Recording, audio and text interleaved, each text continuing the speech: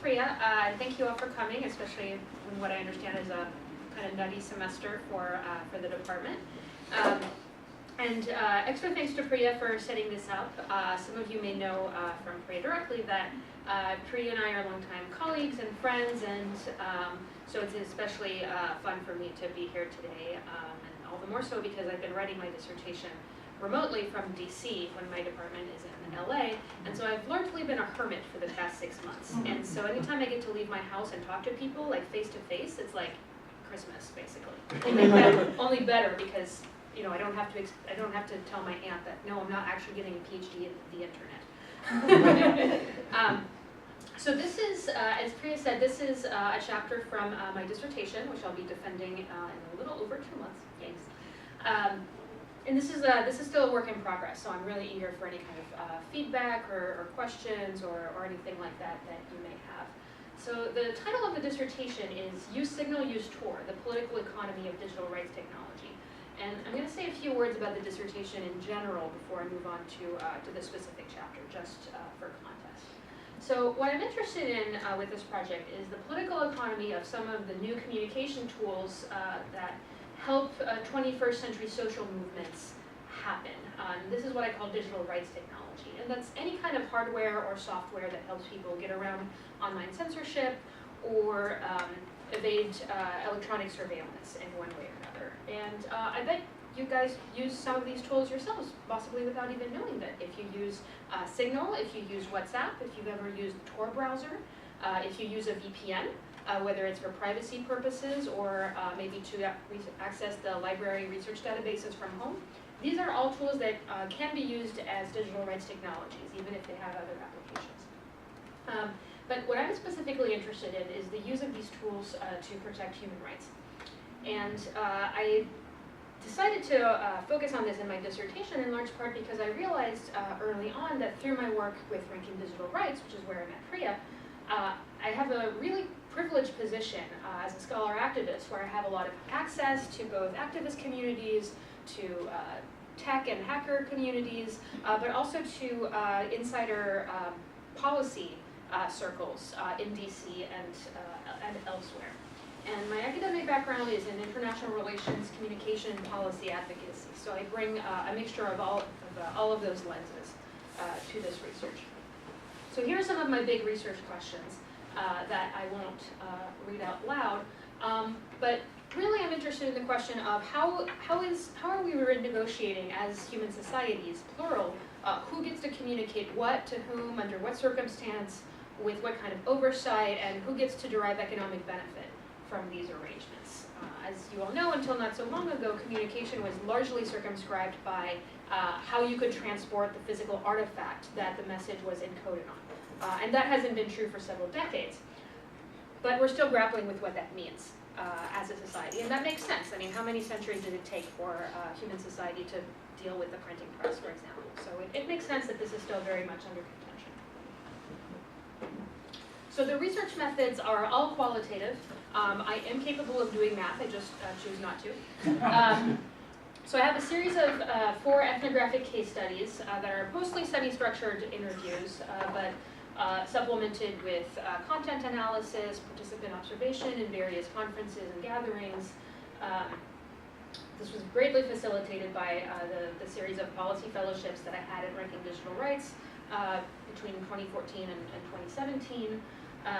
And I also use a participatory research approach. Since I'm part of the community, it makes sense to me to treat research participants as co-investigators as much as possible. And I make a point whenever the opportunity comes up to reflect my research findings back to the community and get feedback and input and kind of get a gut check that what I'm finding makes sense to them, as well as being concordant with theory. And so in that spirit, I'm going to the Internet Freedom Festival in just 2 weeks in Valencia, Spain. I know, I feel terrible for me going to Spain in 2 weeks for research. Where I'm going to be presenting this chapter to a group of the activists and developers who are part of the community that I'm researching. So a bit about my case studies, because that's important to understand this chapter. So I'm looking at two censorship circumvention tools, Siphon and Tor. You may not be that familiar with Siphon. It's a Canadian company that helps internet users in censored environments like Iran, China, a bunch of other places, especially in Central Asia, get around technical censorship of the internet. Tor you may be more familiar with. It has both the Tor browser that helps you browse the web anonymously, and Tor hidden services or onion services, which a lot of people call the dark web. And I could talk for a very long time about the word dark web and its limitations and so on, but I'm not going to do that today.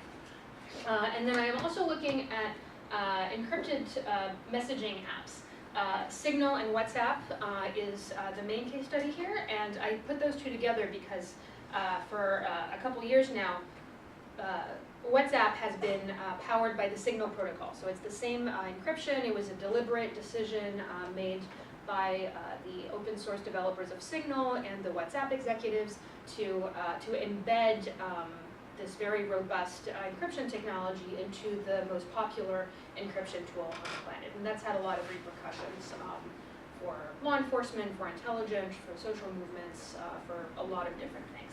And then Telegram is kind of my counter case study because the first three have very close institutional and financial relationships to the US government through the Internet Freedom Agenda. And so these funding relationships are a major point of the dissertation as a whole, but not particularly of this chapter, but we can definitely talk about that in the Q&A. Telegram, in contrast, stays as far away from that as possible. They don't go to the same conferences. They're not on the same mailing lists. I spent the past 3 years trying to get access there, still have not managed it. So the case study for the dissertation is a mediated content analysis. But I'm hoping I'm going to try harder to get access for the book. If you have any strategies on how I might get their attention, I'd love to hear that. So that's the case studies in a nutshell, but happy to talk about those more later. So this chapter is called The Digital Rights Space, Portrait of Transnational Social Movement. And I realized early on when I first started my fieldwork for this project that like in any social space, there's a series of questions that you ask people when you first meet. The small talk questions. So in DC, it's what do you do? Apparently, in other places in the country, they say different things. I still haven't quite figured out what that is.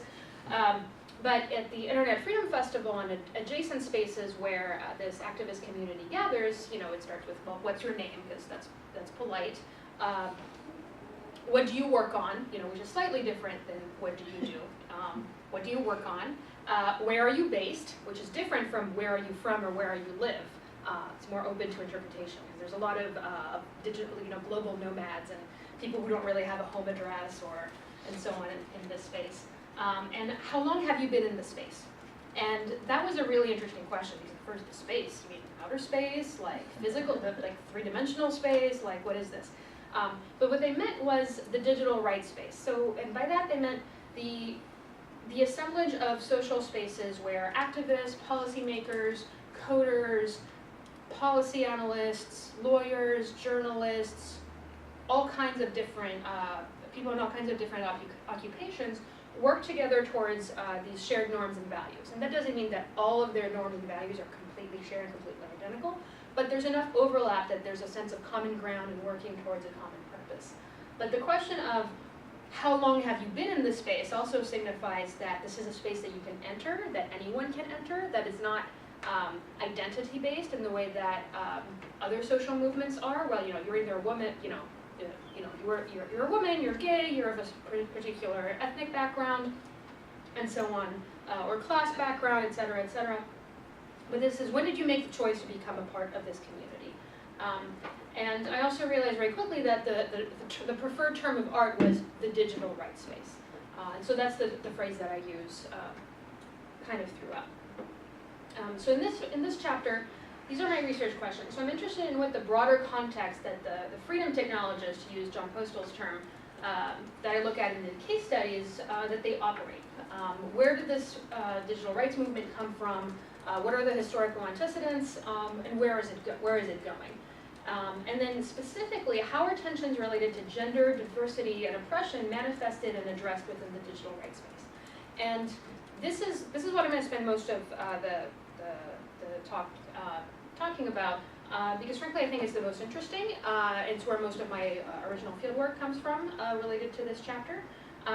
But weirdly, this was not actually something that I set out to write about. You know, I'm interested in gender, you know, I'm a feminist, et cetera, but that's not particularly the focus of my inquiry. But my fieldwork coincided with a period of extreme upheaval and contention within this movement over specifically gender-based violence, sexual violence, and diversity and inclusion in the space. Now, that's not to say that there aren't issues around other dimensions of identity. There's definitely a lot to be said about gender identity in the space, or sexual orientation, race, class, political cleavages, country of origin, the dominance of English as the lingua franca, which obviously favorizes some people and disfavors others. But I'm focusing here on gender because, as I said, historically that was what the big bone of contention was during my fieldwork. And as a woman in the space, and then specifically as a white American woman in the space, this is something that I'm more in a position to comment on than some of these other cleavages. And so I wound up being enmeshed both as a scholar and a member of the space in the Me Too movement. Before that was the term, and I'll get to that in a second. But I do want to briefly go over the earlier sections of the chapter. So the first section deals with the literature on social movements. And I'm not going to go into great depth here, other than to flag the Yanni definition of social movements that I'm employing. Although the shared collective identities is a question I'm still grappling with, because is it enough to have a shared collective identity of we belong to the same digital rights space, therefore we have a shared collective identity? Like that's a little recursive for me. So I'm still kind of grappling with that bit. And then I also want to point to Skye Crozer's definition, and she used digital liberties movement. She was writing quite a few years ago at this point, at least in internet time. So maybe the phrase digital rights space hadn't gained the traction that it has now. But I don't read anything theoretical into rights versus liberties in this context. It's just this is what people around me use, so that's what I'm using too. And so she points to an emerging social movement that I think is now fully emerged and is there, linking various contestations over digital technologies through a master frame of citizen control of digital technologies, as opposed to government or corporate control of digital technologies. And that includes a whole host of issues related to both government control, corporate control, and most perversely, the confluence of the two. Here I'm going to go fairly quickly over the genealogy of the digital rights movement. This is something where just when I think I've written something that's like fairly comprehensive, turns out that there's a whole other body of literature that I'm like, oh my god, I can't also read this in like the next 2 months. So it's kind of a game of chicken to see how much my committee will let me get away with. Like, really, do I have to write a cultural history of texting, or can we just say that like texting became a thing around these years, please? So it goes back to the 1970s. Fortunately, no one seems to want me to go back to Gutenberg or anything. Of course, in the 1970s, we have decolonization, the Cold War, the Nwico versus free flow doctrine, which is deeply tied to dependency theory and modernization theory and all of those kind of schools of thought in the communication scholarship and the development scholarship. In the 80s, we start to see the emergence of a networked global civil society, which changes the way that the NGOs in particular work and allows groups in different parts of the globe that are working on similar issues to kind of join forces, trade knowledge, trade skills, start building those networks. First on an ad hoc basis, but becoming more and more formalized through things like IndieDoc, or the APC gets the Alliance for Progressive, the Association, sorry, for Progressive Communications gets started around this time. So we start to look at these struggles over communication rights not as discrete domestic issues, but as more of a global body of contention, especially moving into the 90s as media deregulation starts to accelerate. You see more and more vertical and horizontal integration of media industries, more and more forceful discourses around the world about how Western and especially American media conglomerates are overpowering local media production economies and the impact that this has for culture and for politics and for identity and so on and so forth. Around that time in the 90s, you also see the emergence of the alternative globalization movement, which is often incorrectly portrayed. Yes? I came in a little late, so I Sure. apologize if you covered this, but how does digital rights then differ from sort of the freedom of information movement, the sunshine laws and sort of making the government release their information and making the act of governing more visible so you can actually boycott things and Sure. I mean, it's Is it related? Is it It's related. That's not an aspect that I'm focusing on in this study. I'm more focused on global scale contention over who gets to control digital technologies. Is it the government? Is it corporations? Or is it citizens? But certainly the push for access to information is related to that. It's just a little tangential to the scope of this particular dissertation. Because you're more focused on the technology itself rather than on the information. That's right. So the digital rights technologies, their developers that I'm looking at are building infrastructure for social movements, for political parties, for anyone who's not a corporation or a government. Though in practice, of course, governments and corporations can and do use them, and nobody thinks otherwise, really. But my study is more about developing the architecture for evading censorship or surveillance. Thank you. You're welcome. Yeah, so we get into the anti-globalization movement or alternative globalization movement, more accurately, the battle for Seattle, the Zapatistas, the creation of indie media, and all these communication rights, media democracy kind of moments. This is also the period of the crypto wars, which of course was chronicled in depth by Stephen Levy.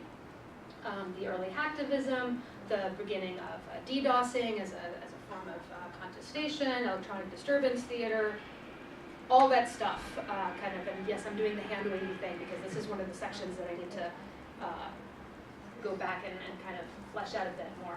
But this is also when we start to see governments led by China and Singapore, but soon spreading in various parts of the world, starting to restrict the flow of information via technical means. So we have the early stages of the Great Firewall and similar initiatives in other places, but also the development of the first anti-censorship tools. CGI proxy, which was coded by a man named James Marshall, still runs essentially a one-man shop out of Berkeley. Great guy. He started putting CGI proxy in the mid-90s, before this was remotely on anyone's radar. In the 2000s, obviously we have 9/11 and the war on terror, and what we learned much later was the NSA's total war on privacy, the Total Information Awareness program, variety of other initiatives for mass surveillance of electronic communications and the digital exhaust of our daily lives that gets produced. We also see the emergence of surveillance capitalism, which we're now starting to grapple with in a serious way. The World Summit on Information Society, where a lot of these different tensions between governments, corporations, civil society activists who don't trust governments or corporations to make the rules for them. We start to see discussions about liberation tech, which is very determinist and optimistic. Pushback against this also starts to happen in that decade. And of course we have Obama, who, there's a lot of things that we can and might say about Obama, but he was also the first Facebook president. The tactics that we're now so concerned with right now in terms of targeted advertising being essentially a direct line to people's hearts and minds is something that the Obama campaign pioneered, and that's a history that is uncomfortable for a lot of us, who may have voted for Obama, but it's a history that's there nonetheless.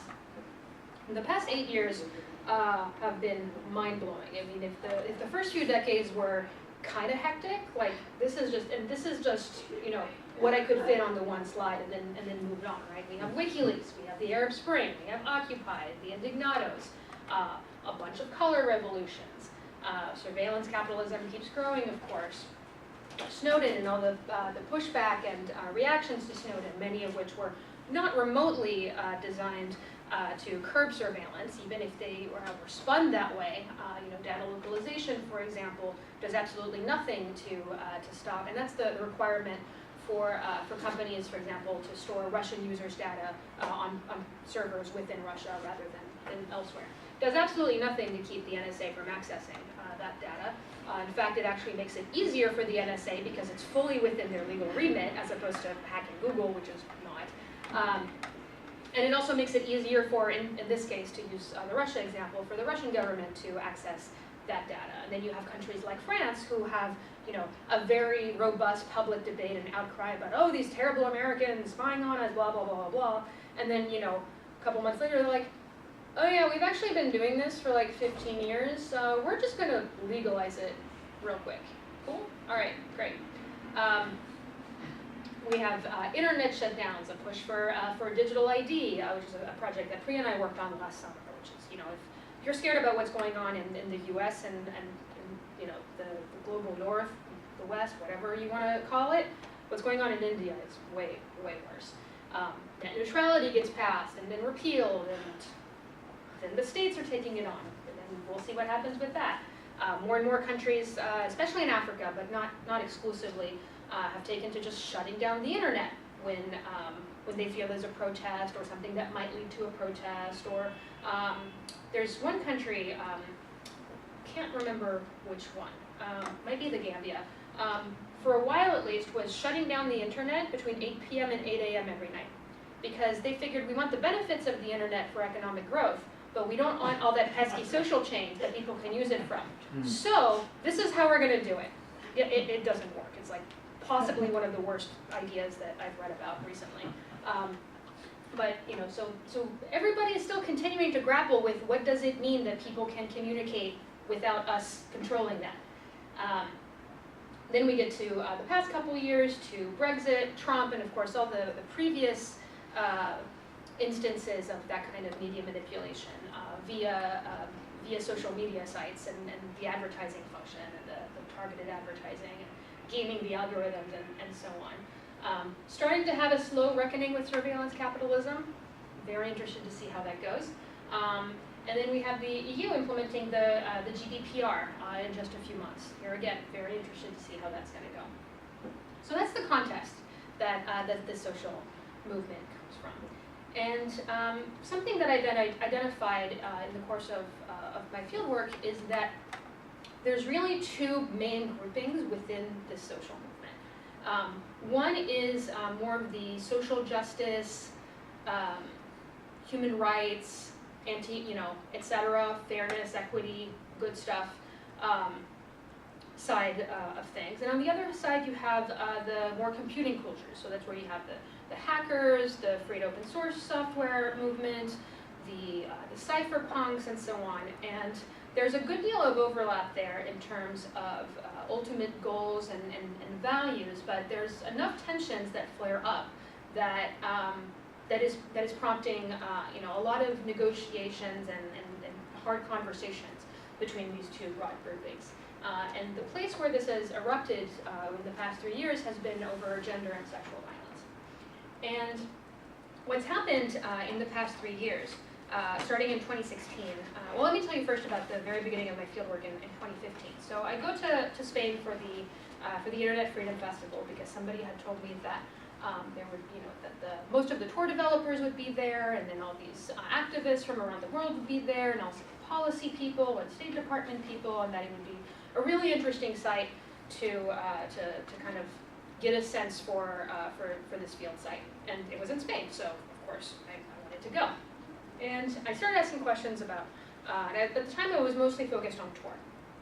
And I thought it was really interesting that Tor was both funded by some branches of the US government and completely lambasted by others, and even, according to some people at least, under surveillance or technical attack and so on from the NSA and parts of the FBI. And I thought, some observers saw this as like evidence of some nefarious conspiracy theory. I never thought that, but I did think that it raised really interesting questions about how the interagency process works within the federal government, and how agencies with different missions and values, you know, approach the same topic very differently. And I was trying to figure out how they resolved the anti-crypto versus we love crypto debate within the government, for example. And so I started asking a lot of Tor developers like what they thought about the funding, how they saw their work, trying to get at the history behind it.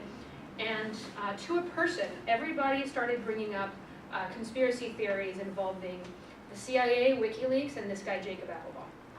And most people framed it as, oh, well, some people believe this, because nobody really wants to admit to being a conspiracy theorist, to some random woman they just met that they think is a journalist, because that was another theme, is that people had a really hard time understanding the difference between a scholarly researcher and a journalist. And I just, you know, made myself a little sticker that said, I am not a journalist, went about my day. But among those conspiracy theories, they also started bringing up this guy's sex life. And I was like, well, that's kind of weird. And then people, women especially, were like, oh, well, so he's here. I mean, he's not physically at the site right now, but he should be showing up later today. Yeah, you can try talking to him, but, and then kind of look around and see who's looking at them. Like, I wouldn't go anywhere alone with them, and definitely don't go out drinking with him, because, yeah, well, I don't want to say too much, but kind of implying that he gets handsy, has issues with consent, and so on and so forth. And I was like, okay, well, that's something, great. And I keep hearing more and more rumors like this, and I wrote an early draft of what eventually became the Tor chapter for my dissertation for a class, and I asked Gabrielle Coleman, who's a mentor of mine and knows a lot about this area. She actually is now on the board of the Tor project, but neither of us knew that would happen at the time. So she reads it and she gives me a comment. She's like, yeah, this Jake stuff, I hear you, I've been hearing the same things, but I would not even touch that with a 10-foot pole. And I'm like, okay, cool, good, you know, and Gamergate was going on at the same time, and that definitely factored into the conversation that she and I had, because she was worried about me pissing off Jake and his friends and getting doxxed, and that was a very legitimate concern. And then a year goes by, and I go back to the IFF in 2016, and people are talking about how Jake is not there.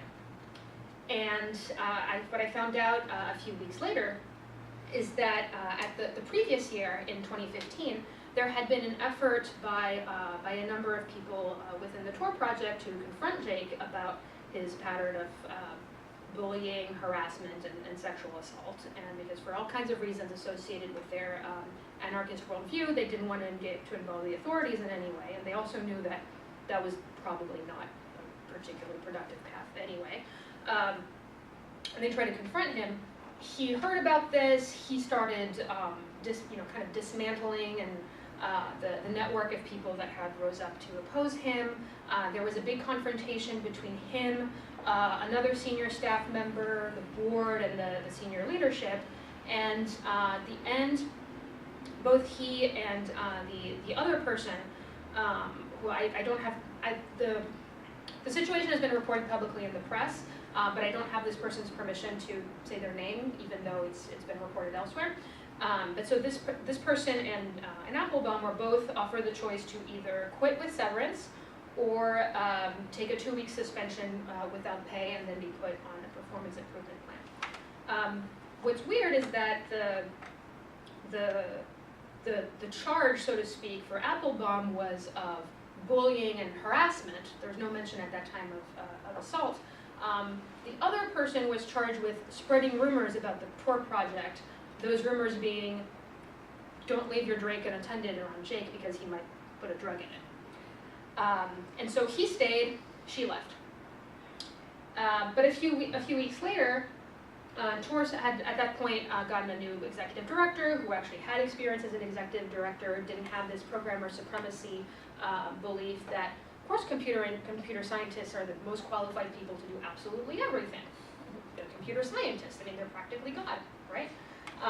So she very quickly realized that this guy was not only a toxic person in the workplace, but he also didn't actually do much work. He was too busy bullying other people and taking credit for other people's ideas. He would basically swoop in and join a project at the very last minute, or maybe like start the idea, disappear while other people did the work, and then swoop back in at the last minute, and then insist that, you know, on papers, for example, it had to go in, the authorship had to go in alphabetical order because his name starts with A, right? I mean, it's so transparent, it's almost laughable, right? But people bought into it, and so because of this this rock star mentality of the star programmer, he was able to, and, you know, he's very charismatic, he's attractive, you know, he has the gift of the gab, he can be very funny and charming. He had all these people wrapped around his finger, and kept them divided and fighting amongst themselves. But when Sherry Applebaum, when Sherry Steele came in as executive director, she saw right through him, started a process to fire him. He wound up quitting before she could do that. Started an investigation into all the credible allegations of bullying, harassment, and assault.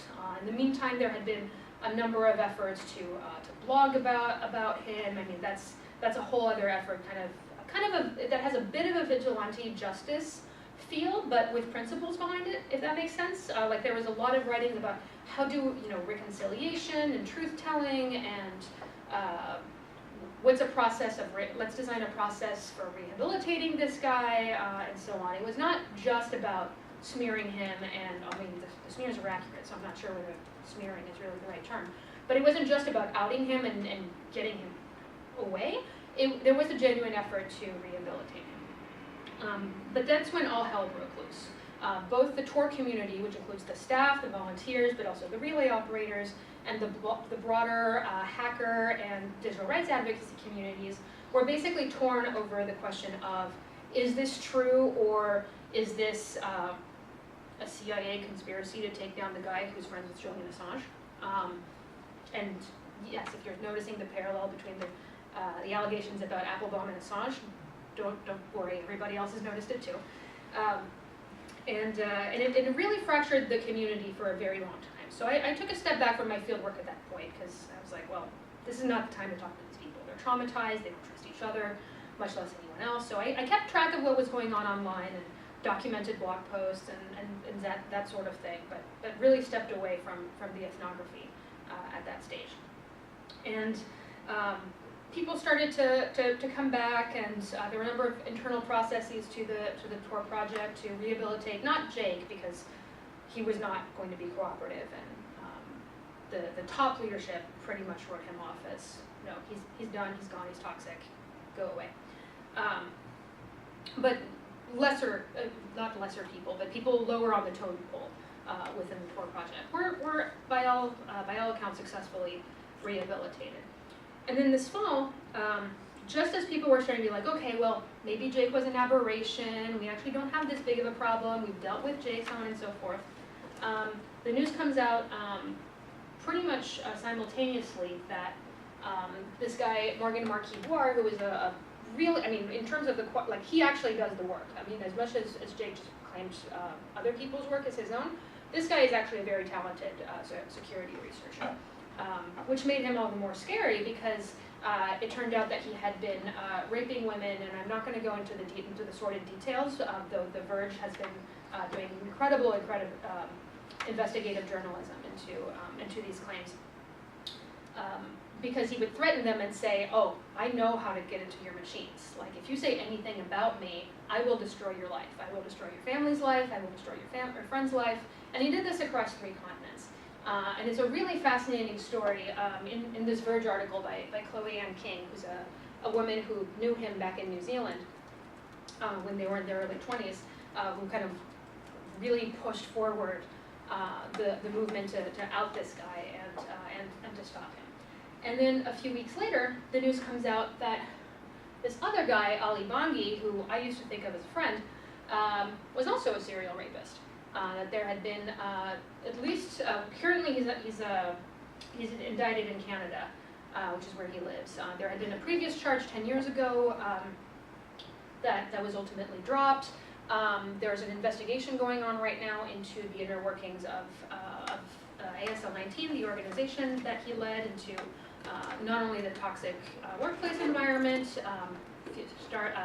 featuring what the staff started to call Stripper Tuesdays. I'll only let you imagine what that entails. And possible financial improprieties. I mean, the things are still coming out about this particular case, but I felt particularly close to this because not only did I used to hang out with this guy at conferences, the last time I saw him, he actually groped me, and that's when I was like, maybe Ollie's not my friend. Let's start joining the Whisper network and talking about things like that. And over the past 3 years, there's been a sense that this Whisper network, which was always there, has grown more and more explicit. And there's been this sense, especially among women in their 30s and 40s, that actually we have a responsibility to say the things that we know or that we strongly suspect, because they're going to be going after the 22-year-olds now, right? And it's been really fascinating to watch that play out, especially looking at the resistance to it that's coming from the more hacker parts of it. And if you look at the drama is not the right word, but the intense emotional controversy around the 2017 Chaos Computer Club Congress this past winter, where one person contacted the organizers and said, hey, I noticed that you gave a speaking slot to this guy who raped me last year.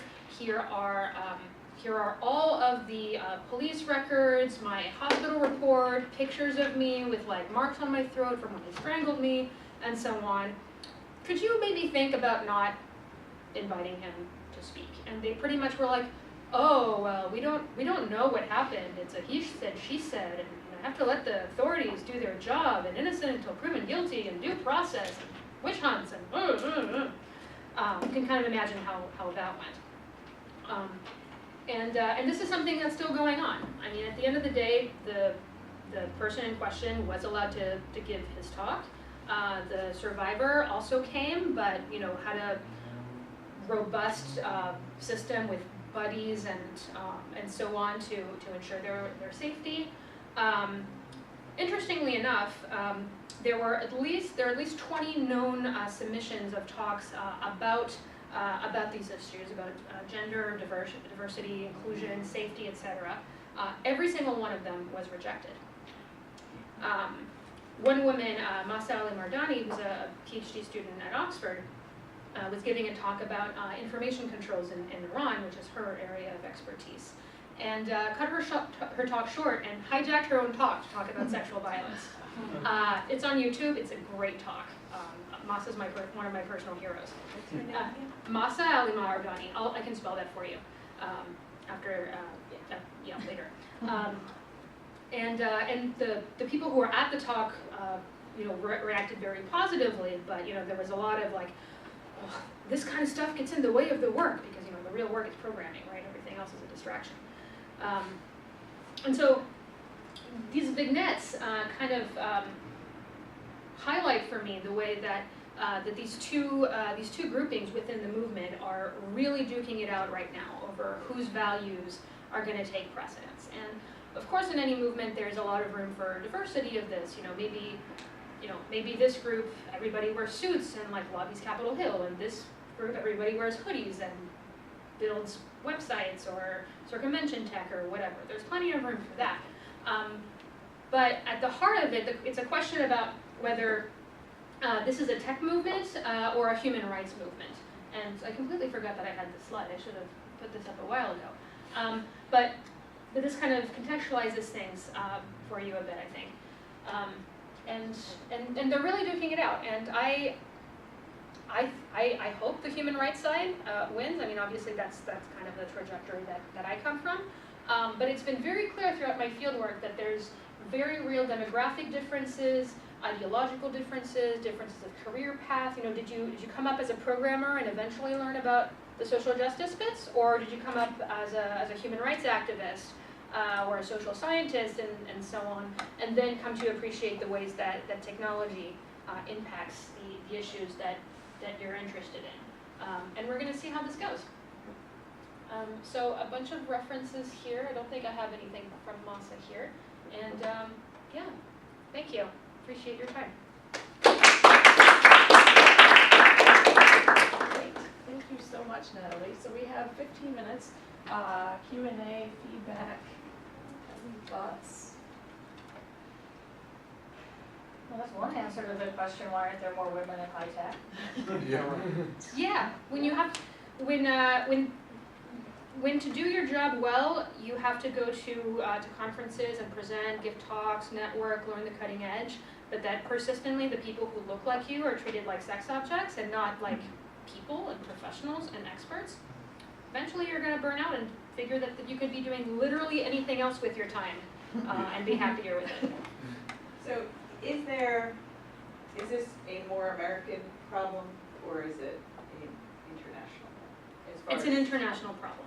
I don't have quite enough empirical data to support this completely, but my impression, and I validated this in a number of interviews, that this is the shared impression that this is largely a North American versus your Western European thing.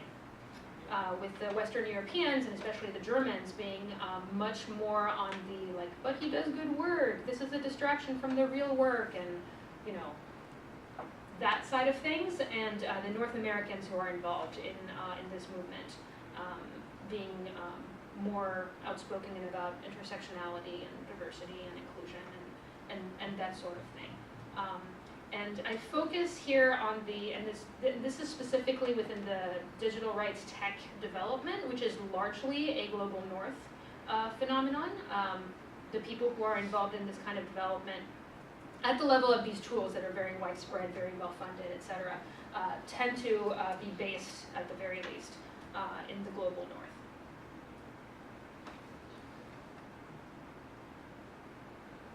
Kind of interested in your method. So you mentioned that you use like ethnography as a method, and that also you sort of identified not as a journalist, right? Like I'm not a journalist, but right. In my mind I was wondering, like, you might not be a journalist, but maybe you keep journals, you know, like and so I was just kind of curious about that process of sort of like, you know, when you do sort of like engage with, you know, as a participant perhaps, or just how that works, and like how, you know, like how much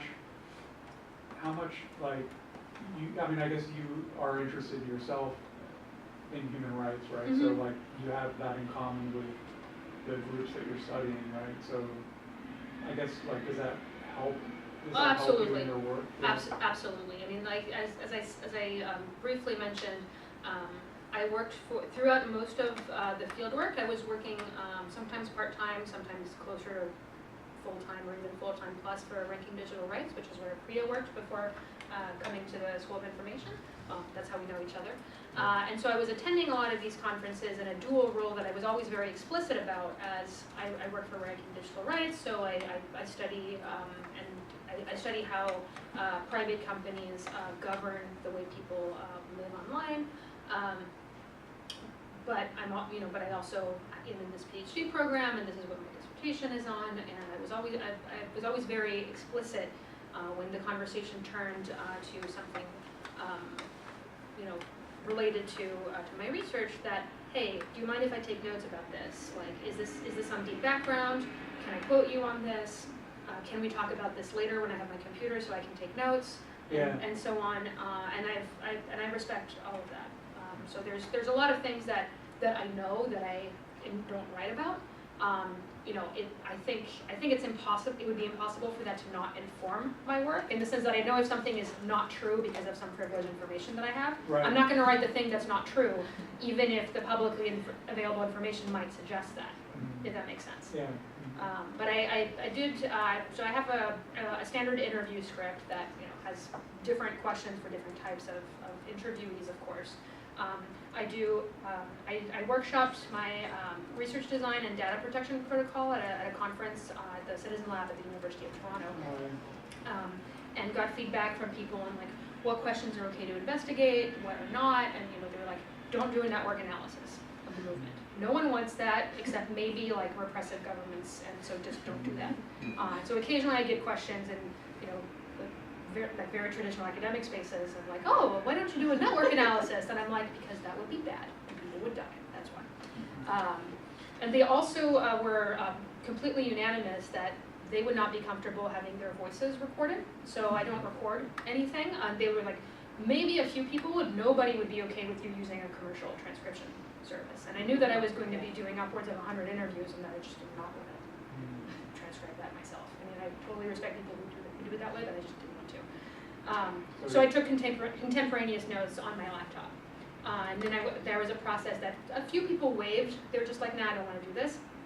Where they would look over my notes at the time and correct any misunderstandings, or in a few cases they were like, you know, I actually don't want you to write that down. I mean, it's fine if you remember it and kind of use it on deep background, but I don't want you to write that down. And if it was a remote interview, like on the phone or something, I would email the file, the transcript to the person using PGP encryption if that's what they wanted. And then they would send it back with any corrections or comments or anything like that. Yeah, thank you. That's very helpful. Susan, did you have a question? Yeah, so I'm just struck this morning, NPR had a little thing on co-working spaces. Mm-hmm. And that they're beginning to, they're kind of popping up in various urban environments, and instead of just hanging out at Starbucks, you can become a member, and then you can go and they've got plugs and comfy seats and things like that, bring a laptop. And I was only kind of half listening to this since I was brushing my teeth, so I probably got half wrong.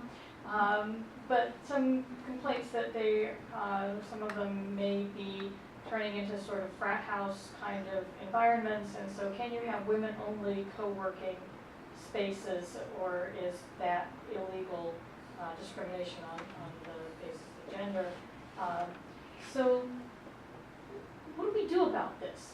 This is an awesome thing that you found, and now what? Yeah, so I'm glad you asked.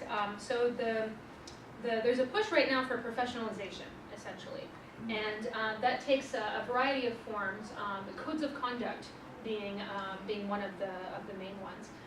So that's something where if you go at a conference, you'll be asked to, either they'll be prominently featured, or you might even be asked to sign an acknowledgement saying that, demeaning, dehumanizing language across gender, race, ethnicity, disability, blah, blah, blah, et cetera, is not acceptable, that, unwanted touching or physical contact is not acceptable, that gratuitous display of sexual imagery is not acceptable, and kind of listing what the rules for behaving at that particular conference or event is, and explaining what the process is if you're in violation. And it's, there's a bit of a straw man that some of the hacker types like to put out there. They're like, oh, you're going to throw us in jail because we used a curse word, and that's not the case.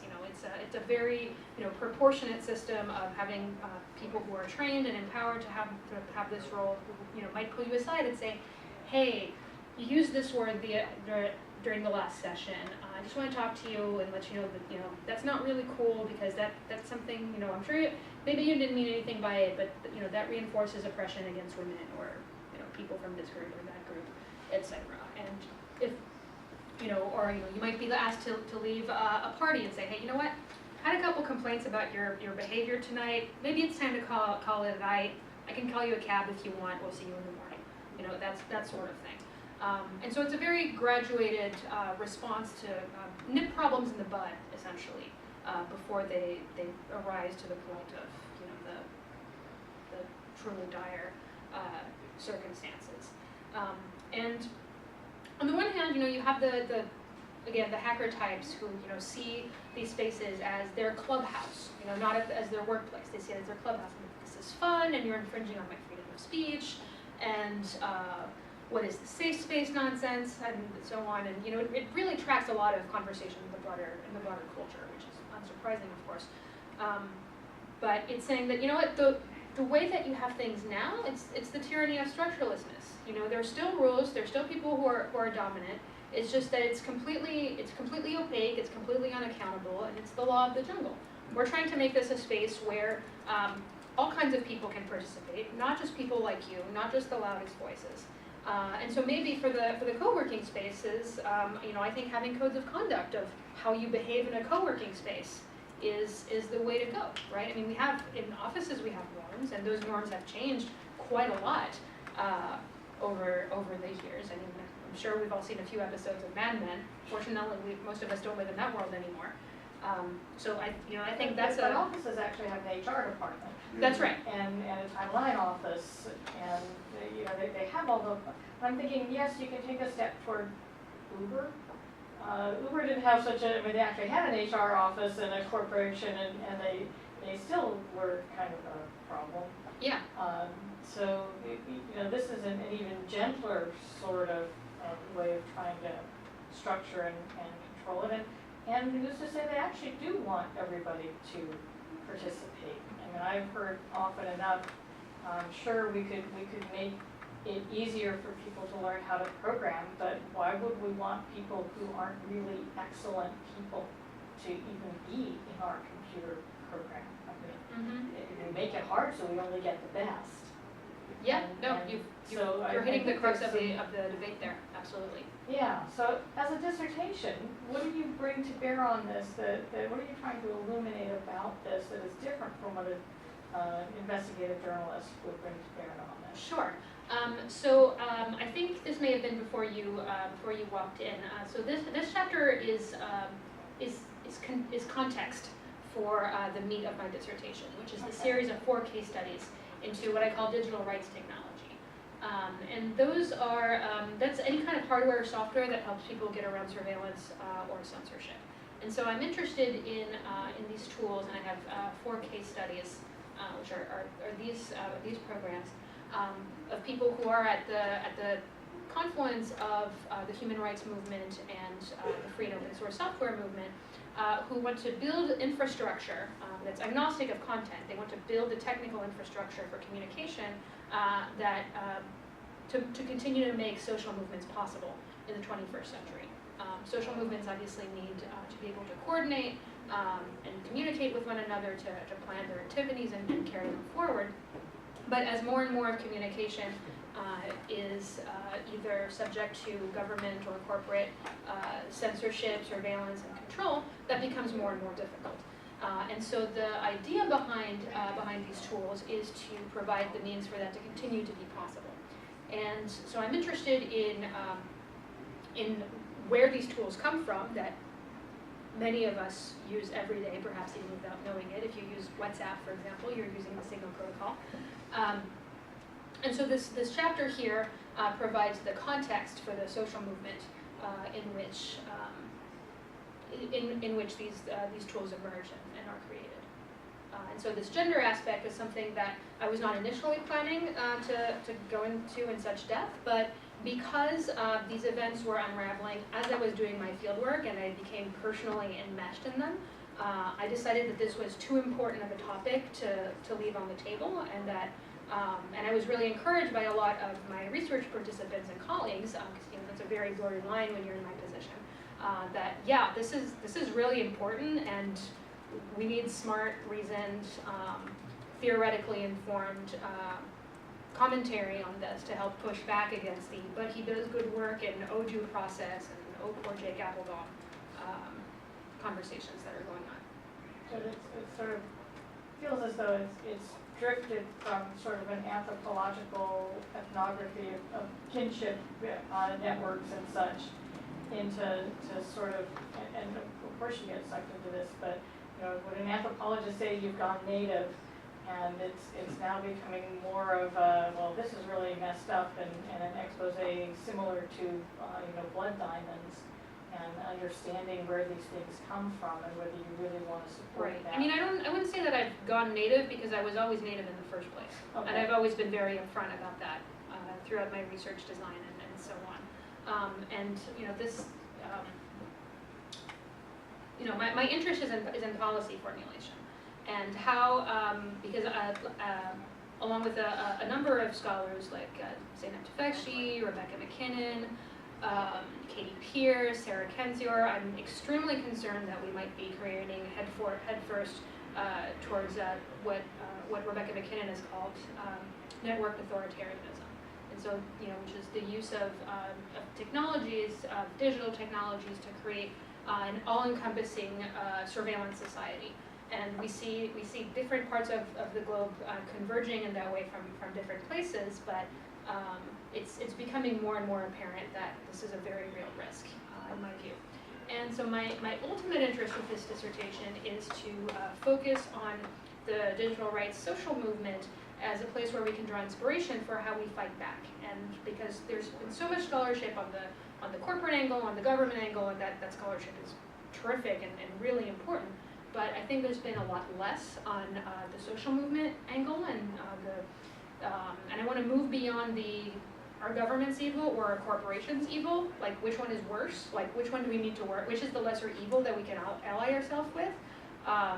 That the policy debate tends to fall into too easily, in my view, and figure out how, as individuals and institutions who care about democracy and pluralism, human rights, the rule of law, etc., how can we find discourses and policy interventions and advocacy strategies to push back against this issue of networked authoritarianism. And so I tried to use as many tools as possible from different disciplinary baskets to work towards that goal. And we actually have to leave. It's Yeah. 12.